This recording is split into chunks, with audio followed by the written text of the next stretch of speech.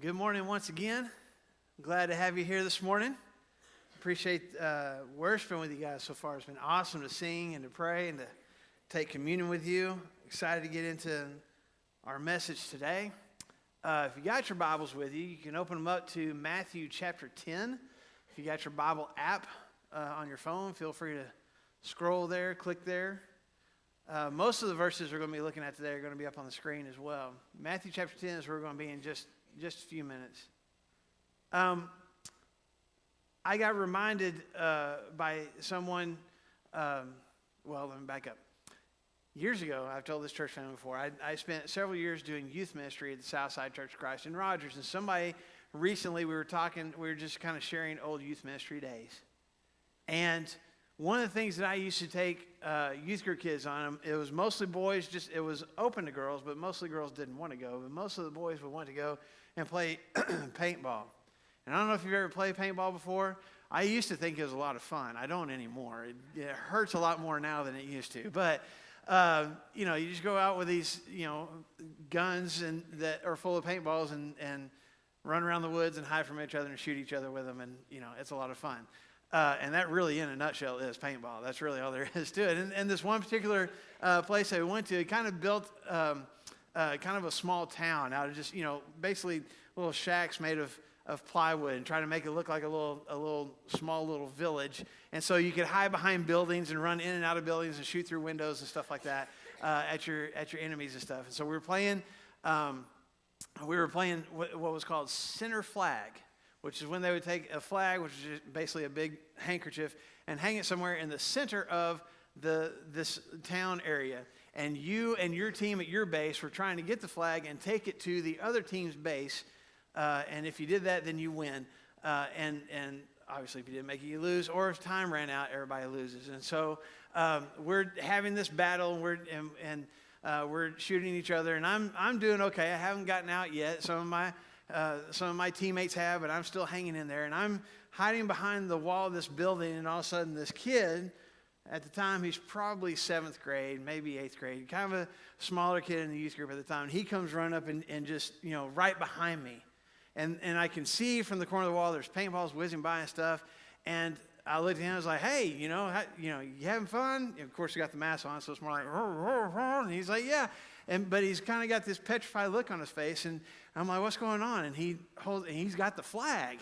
And I'm thinking, well, why are you here? I'm going to get shot, And so we've got the flag, and we're trying to figure out how do we get over. It's a wide open area in front of this base. There's no way we can get there without being shot at. And so we try to, pick off some other people, and some of our teammates are trying to do that, and we're running out of time.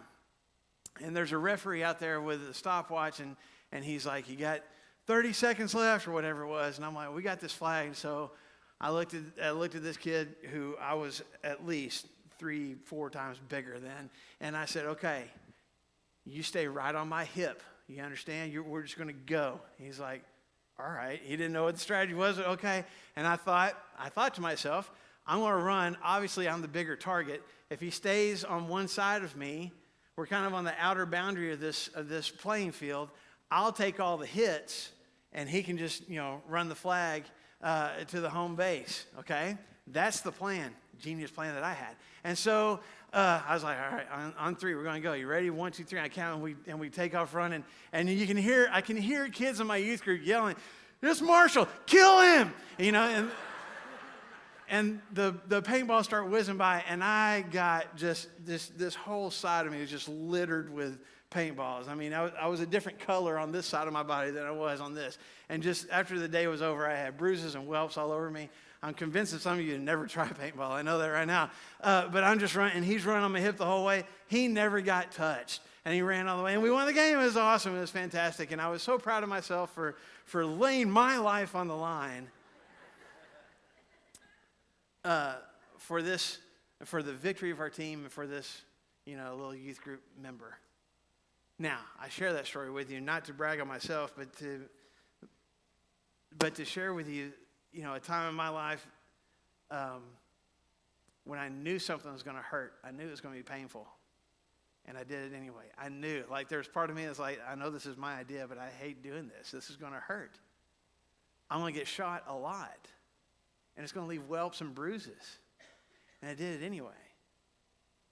And maybe you had times in your life like that, not necessarily playing paintball and taking the hit for somebody else, but maybe you've had times when it was a painful experience. You knew it was going to be painful, but it needed to be done. And I'm going to step forward. I'm going to do it anyway. It's going to be difficult. It's going to be exhausting. And I might not like it while I'm doing it, but it's a means to an end.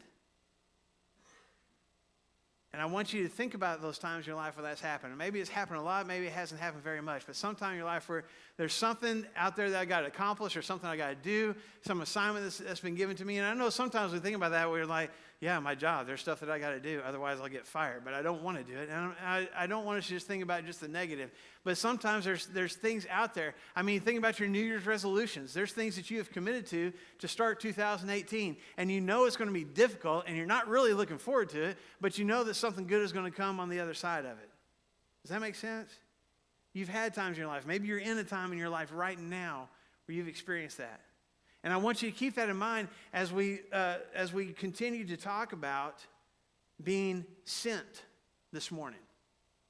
We started talking about this last week, and we talked about how all of us who have been saved through the grace of Jesus are not left the option of being complacent. We're not left the option of just showing up on a fairly regular basis for church and trying not to be a bad person and trying not to get into too much trouble. If we've been saved by the grace of Jesus, if we've been saved by the blood of Jesus, if we're children, if we're sons and daughters of the King, as we have been singing about and worshiping about this morning, we have been given a mission. We have been sent by God to be a people of action and a people of service and a people of compassion. And as I said last week, I don't want that to come across as sounding like I'm griping at anybody or accusing anybody of not doing what they're supposed to be doing. I want us to feel a challenge. I want us all together to feel a call. Our God has rescued us from darkness and fear and sin and guilt and death. He's given us life. We get to walk in His light. We get to experience love and grace and acceptance and compassion and forgiveness over and over and over again because of the sacrifice of Jesus. And that should motivate us. That should push us. That should cause us to want to share that with other people who haven't experienced it yet. That's our job. That's our assignment. That's what God has sent us to do. Last week we talked about how the mentality that we need to have when we recognize that God is sending us out is we need to step forward. We need to raise our hand. God, pick me. Where do you want me to go? Who do you want me to talk to? Who do you want me to serve? Who are you sending me to? And I may not even completely understand exactly where you're sending me or even completely know what it is I'm going to say or do, but I am so moved, God, by what you've done for me that I want to step forward and do whatever it is you call me to do for you. That's the mentality that we have to have. And this morning I want us to take a little bit closer look at a time when Jesus sent out some of His disciples. But in the process, He gave them a unique warning. And it's something that I believe that we as His disciples today still need to be aware of. So we come to Matthew chapter 10. Jesus has gathered His disciples together. And just to remind you that the disciple-rabbi relationship back in Jesus' day was different than maybe what we've thought of for a long time. And that if you were a disciple of any rabbi, not just of Jesus, but of any Jewish rabbi in the Jewish culture in which Jesus lived, your main goal, your main focus was to spend so much time with your rabbi, listening and watching and experiencing everything he did so that you could mimic him, so that you could look like him and walk like him and talk like him and answer questions like him and be like your rabbi. That was your job as a disciple. And so when we look at Jesus, having disciples, not just crowds of people that were following and listening and wanting to be healed and those kind of things, but the people who had committed to Jesus as a disciple, they were saying, Jesus, I want to be like you. I want to walk down the same paths, and I want to sit in my chair the same way, and I want to say the same words, and I want to eat my food like you do, and I want to laugh at the same jokes you do, and I want the same things that make you cry or move emotionally. I want those to move me too. I want to do everything to mimic you, Jesus. And part of the rabbi's relationship with his disciple was picking disciples, allowing people to be his disciples who he knew could do that. And he might even pick disciples. As a matter of fact, the first disciples that Jesus picked didn't see themselves that way. He saw something in them they didn't see in themselves. He saw in them the ability to be like him, even if they didn't recognize it in themselves. And now he's been going and doing ministry for a while. He's been preaching. He's been teaching. He's been performing miracles. He's been changing people's lives. And these disciples have been there to witness it and to memorize it and to experience it for themselves and try to mimic it.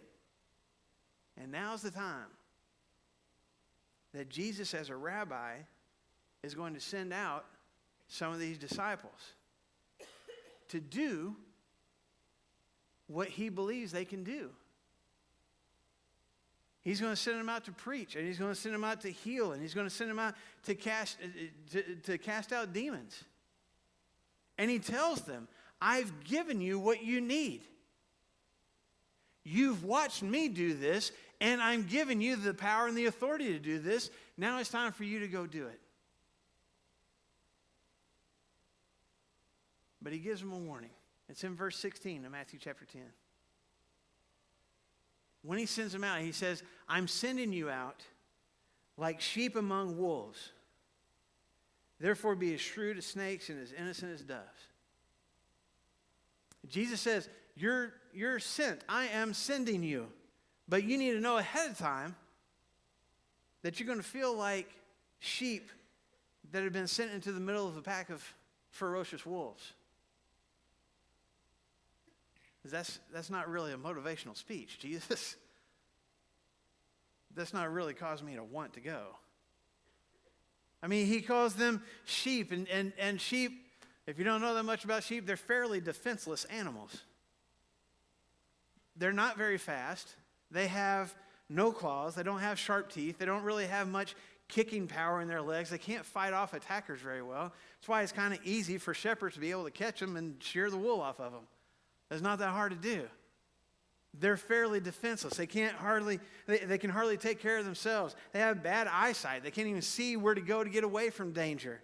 They're not built to fight, much less win any kind of battles that they might have to participate in. If something attacks the sheep are pretty much goners. And Jesus says, that's you. And I'm sending you out not to a safe place. I'm sending you out not just where things are going good. I'm sending you into the middle of animals who want to attack you. I'm sending you out as sheep among wolves. And wolves are designed to attack. They have speed, they have agility, they have excellent vision, they have quick reflexes, they have claws and teeth, and once they've got a hold of their prey, or even just chasing their prey, they're relentless. They don't stop. And they don't give much thought to how much damage they do. A wolf tears into an animal, it just tears into it. Flesh goes flying. They don't care. If an animal that is attacked by a wolf happens to somehow get away from the wolf, there's always scars. It never turns out good for the prey. Now, again, imagine you're one of these disciples when Jesus says this. Jesus says, I'm giving you power to heal, and I'm giving you power to cast out demons, and I'm giving you the words that you're going to say, and people are going to ask you questions, and I'm giving you the things to answer those questions with. And I'm sending you out to do what I would do because I believe that you can do what I would do. Man, you would be so excited, wouldn't you? If you had heard the words that Jesus spoken and you had seen some of the miracles that he had performed, and then he says, now you're going to go do what I've been doing, and you're actually going to do it. I know you can do it. I believe in you, and I've given you the power to do it. Oh, man, Jesus, where do you want me to go? I'm so excited. Send me wherever you want. I'm going to feed 10,000 people with a fish, Jesus. I'm going to heal more people than you ever have. Show me the demons because I'm casting them out. I mean, you'd be so excited and raring to go. And then Jesus says, by the way, before you go, just understand, you're going to feel as powerless as a sheep walking into the middle of a pack of ferocious wolves that are ready to tear you apart.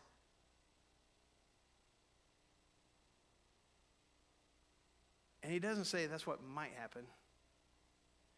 This is going to happen. This is where I'm sending you. This is what it is going to feel like. How would you react then? That's the warning that Jesus gave. That's the warning Jesus gave his disciples, and I believe that he's given us that same warning today. That when we get excited and we feel the presence and the power of God in our lives, and we step forward, as we talked about last week, and say, God, here I am. Pick me wherever you want me to go, whatever you want me to say. I'm ready. I'm excited. Let's go. Let's do this. Let's change the world for Jesus. I don't think Jesus is wanting to eliminate that excitement and enthusiasm, but he's honest with us. I think there's part of Jesus that wants to warn us that when we speak the message that we have, when we live out the message that we have in our lives, that we are doing that in the middle of a culture that can be like walking into a pack full of hurtful, destructive wolves. There are so many things in our culture, even here in Northwest Arkansas, that want to attack us and hurt us, that our enemy, the devil, uses to devour and destroy not just our message, but our faith. And we need to be ready for that. There's wolves. There's wolves out there. One wolf that we have to deal with is persecution. Jesus warned his disciples back then and continues to warn us now in John chapter 15. In verse 18, he says, if the world hates you, keep in mind that it hated me first. We're his disciples, right? We're going to experience what Jesus experienced, right? Jesus going, world hated me, probably going to hate you. He goes on in verse 21 to say, they'll treat you this way because of my name, for they don't know the one who sent me. The people who don't have a relationship with God, who don't have faith in God, and choose not to, can't understand why we live the lives that we live, and why we say the things that we say, and do the things we do, and act the way that we act. And because they can't figure it out, because they don't have God in their lives, and they don't have a connection with him, for many of them, it makes them angry. It makes them frustrated with us. They don't like us because they don't understand the heart and the mentality that we have. There are people all over this world who are believers in Jesus, who are disciples of Jesus, and they're risking their lives, they're risking their families, they're risking their possessions, they're risking their reputations, they're risking their homes because they live in the middle of a culture that is so adamantly opposed to Christianity that it seeks to destroy the lives of those who believe in it. And we don't necessarily live in that kind of culture here in America. I mean, we don't live under that kind of threat of persecution, at least not yet. We can still be persecuted here because of our faith, though.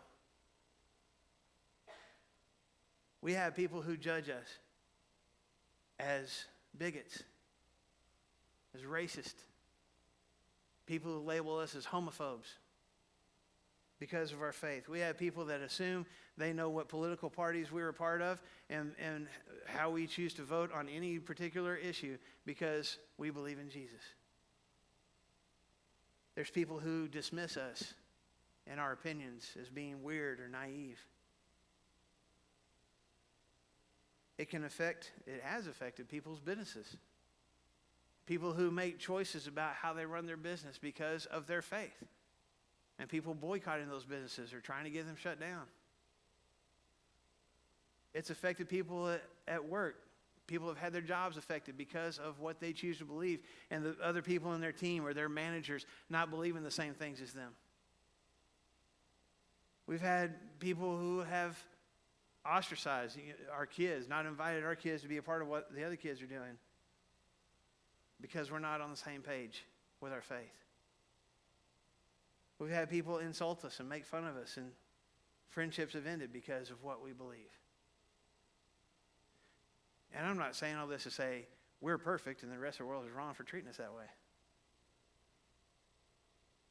But be warned, if you hold on to your faith and if you speak and share what you believe to be true about Jesus, You can be persecuted for it. You may not lose your life because of it, but you can be hurt because of it. Words, attitudes, unfair treatment, prejudice, these things can tear at our self-image, our self-esteem. They can rip apart our friendships. They can leave scars that take a long time to heal. It's a wolf that can destroy our message and our faith. Another wolf that we have to deal with is just problems. I mean, Jesus said in John chapter 16, verse 33, in this world you will have trouble. Check your pulse. You got a heartbeat? Everybody take a breath. You breathing? You alive? Guess what? You're going to have problems. We have problems in this world. Being Christian does not protect us from having problems. Losing our jobs. Losing someone, a family member. A close friend. Going through marriage issues. Having a hard time dealing with, parenting struggles. Having a hard time dealing with our parents. Kids going through problems and we can't fix it. And we recognize the struggle, but we can't do anything about it. And having to sit back and watch them struggle through that. Dealing with the stress of our jobs, or the stress of our schedules, the stress of what's going on health-wise with some family members. Worry, getting a bad report from the doctor, having cars break down, houses break down, phones break down. Oh my goodness.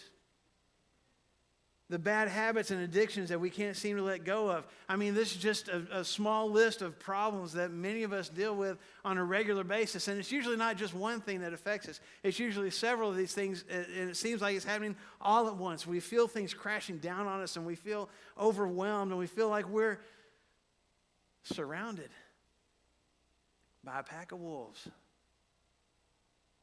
ready to tear us apart. And we become so focused on our problems and not knowing how to deal with them that our faith is torn apart. Our willingness to share our faith and our message with others is devoured. We have persecution. We have problems. Sometimes it's just our own priorities that can attack us. I mean, we're busy. We're all working people. We got things that take up our time with our jobs, and then the projects that we're trying to get done at home, the list of things that we have to do because we don't have time to do them because of our jobs. We need the jobs to pay for and to provide the opportunity to do the things we don't have time to do at home. And we got kids' activities. We got kids' sports schedules and band schedules and school schedules and all the different projects that they got to get done. And we have, all the social media connections we got to keep up with. That takes an awful lot of time. And then there's the Netflix binging. I got to get my shows in this weekend, right? But if you look at your list, I mean, just go down and go through your planner, go through your daily schedule. And how often do we talk about and we post on social media or we share with our family members or our coworkers, I am so busy. And I'm not knocking it. You are busy. Our schedules are full. But the problem is, my problem is, if you take a look at my list of priorities and the things that I got to get done, and things that are important to me, and things that have to get done, and the things that I consider the most important, it may not include time alone with God.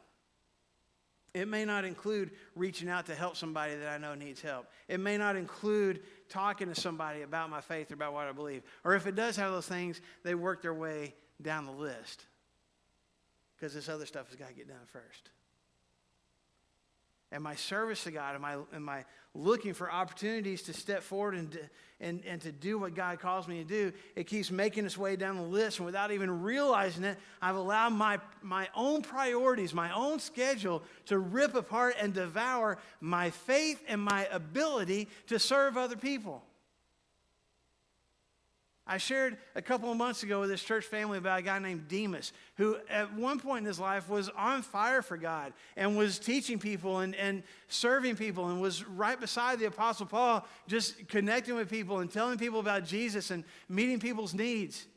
And something happened to Demas along the way, and we don't get any details about that for sure. We just know that at some point, between one time that Paul mentions Demas and how vital he is to his ministry, to another point in 2 Timothy chapter 4, towards the end of Paul's life, when he's in prison and he's all alone, and he's writing this letter to Timothy, and he's saying, I want you to get here as fast as you can. He says in 2 Timothy 4 and verse 10, for Demas, because he loved this world, has deserted me. There was something else, or maybe several things that became more important to Demas. And it isn't that those things are bad in and of themselves, but when they become more important in our lives, then our time with God and our relationship and our connection with Him and our willingness and our ability and us taking the opportunity to share that faith and that message with other people, when that drops down on the list and other things become more important, it can destroy our faith. It can devour our connection with God. Like a ferocious, hungry wolf. That's just a handful of wolves that I could think of. You could probably think of more. There's wolves out there that the enemy uses to devour our faith and to devour our time and to devour our focus. And Jesus warned his disciples ahead of time. Now, you may be thinking, okay, I get it. There's wolves out there. It's dangerous. What do we do? Well, Jesus has an answer for that. Let's go back again to verse 16 of Matthew chapter 10. Jesus says, there's wolves out there. I'm sending you out like sheep among wolves. So therefore, which means, okay, because of that, here's what you do. Be as shrewd as snakes and innocent as doves. Okay, so I'm supposed to be like a snake. Now, this church family knows I hate snakes. I hate everything that has to do with snakes. I don't want to be near them. And now Jesus says, be like one. I'm not sure about that. So what am I supposed to be scary? Am I supposed to bite people that I don't like? What is it that I'm supposed to do, Jesus? He says, be shrewd, be as wise as a snake. And if you think about it, snakes, honestly, I don't believe it, but apparently scientists tell us that snakes actually avoid danger whenever they can. That if something's threatening them, they try to get away from it. Snakes are constantly aware of their surroundings. That's why they stick that tongue out all the time. They're constantly aware of what's happening around them. And they're prepared to deal with it when it happens. Jesus is saying, first off, you're going to have problems. This is not going to be easy. This is not always going to go well, and you're going to struggle. There's going to be persecution. You're going to have struggles with your priorities. There's going to be problems that you're going to have to deal with. So be ready for it. Plan ahead for it. Know how you're going to deal with it when it happens. Paul says in Ephesians chapter 5 and verse 15, be very careful then how you live. Not as unwise, but as wise, making the most of every opportunity because the days are evil. Be smart in the choices that you make. Be wise in the words that come out of your mouth. Be wise in choosing the people that you hang out with and what you choose to do with those people when you're with them. Because there's wolves out there. Be ready to deal with whatever the struggle is going to be. Know how you're going to deal with it before it happens. Get away from it if you can. But be wise in how you deal with it when the time comes. Be shrewd as snakes and be innocent as doves. He's not talking about innocent as in guiltless, sinless, absolutely perfect. The original language that this verse was written in, the original Greek language, the word that we translate as innocent is a word that means not mixed with or mingled with something else. It's pure. It doesn't have any impurities in it. And that's what Jesus says. I mean, if you think about a dove and it's just this glowing white dove without any impurities, that's what Jesus is calling us to. This is how you deal with wolves. Don't mix your actions with ungodly things. Don't mix the blessings that come out of your mouth with curses. Don't talk about how awesome your relationship with Jesus is and how awesome your church is, and then go over here and talk about how much you can't stand that person over there. Don't be doing things all during the week that are completely ungodly, and then come to church on Sunday like everything's fine. Be consistent. Be innocent. Peter says it this way in 1 Peter chapter 2 and verse 12. Live such good lives among the pagans that though they accuse you of doing wrong, they may see your good deeds and glorify God on the day he visits us. Have a good reputation. Give God a good name. Live out what you say you believe. Be consistent. Be pure. Live in such a way that when people say, that person over there, you know what they believe, you know how they are, and everybody, God included, goes, no, that's not the truth. I know them. I see how they live their lives. I see how they treat people. I hear what they say about people to their face and when they're not around. That's a good person. That's a godly person. Jesus says this is how you fight the wolves. You be wise about the problems before they come. You be wise about how you're going to deal with them. And then you consistently live your life in such a way that the wolves can't devour you.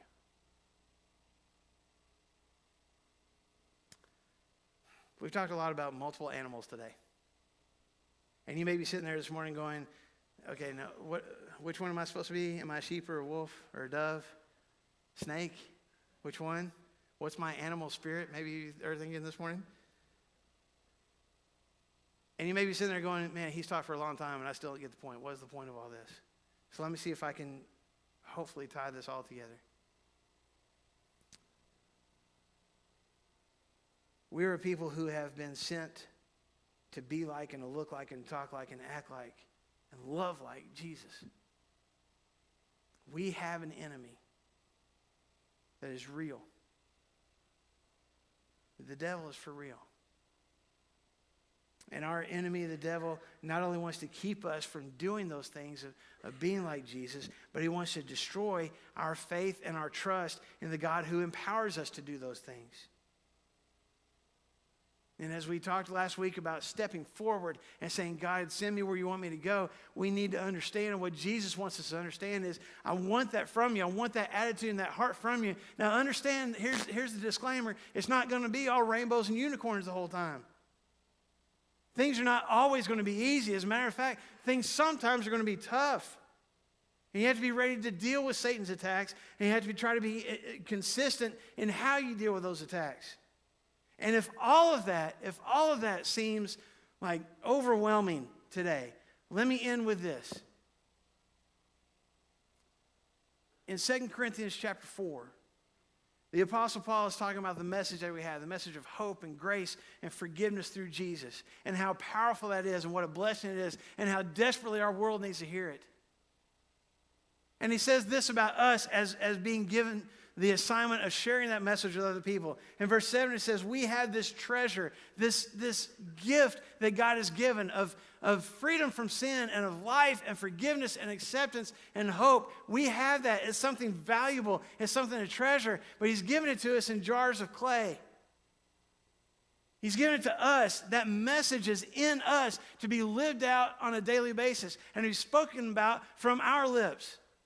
And he compares us to jars of clay because we're fragile and we can get dented and scratched and scuffed up because of our own choices and because of how other people treat us. And he says, but it's a treasure, it's valuable. And even though you feel fragile, and even though you feel like sometimes you can completely break apart, even though it seems like sometimes the wolves are winning, know this. We are hard pressed on every side, but not crushed. Perplexed, but not in despair. Persecuted, but not abandoned. Struck down, but not destroyed. There may be wolves and they may attack, but they won't win. They can't win because our God already has. He says this treasure is in jars of clay so that you understand this power is from God, not from us. Will it be difficult to be sent where God is sending us? Sometimes. Will we feel overwhelmed and attacked? Yep. But remember, it's not about me. It's about my God, and it's about his power and his grace.